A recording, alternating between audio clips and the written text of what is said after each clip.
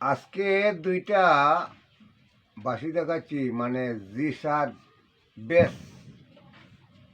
একটা হইল 26 ইঞ্চি, একটা হইল 21 ইঞ্চি। কারণ কি তার লাগি অনেকে আমার রিকোয়েস্ট করে, দাদা আমরা বড় বড় কোম্পানি থেকে বহুত পয়সা দিয়ে বাঁশি আনছি, 6,000 টাকা দেয়, 8,000 টাকা, 10,000 টাকা দেয়, কিন্তু বাজাইতে পারছি না। অনেকে রিকোয়েস্ট করতে আমাদের হাতে মানে না, তো কিভাবে আমরা বেস বাঁশি বাজাইতে পারবো।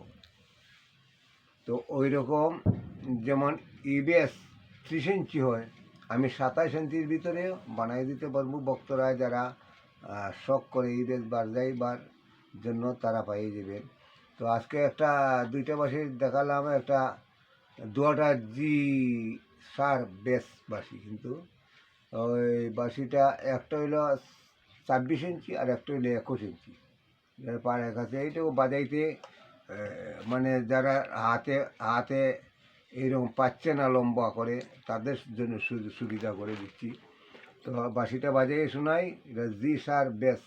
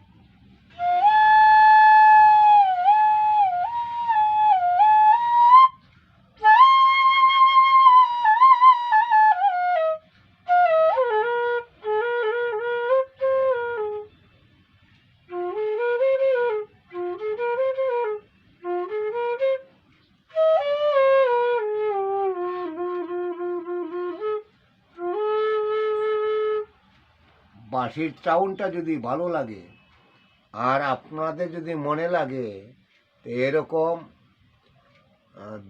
বিভিন্ন স্কেলের 12টা স্কেলের 24 রকমের বাঁশির জন্য যোগাযোগ করবেন।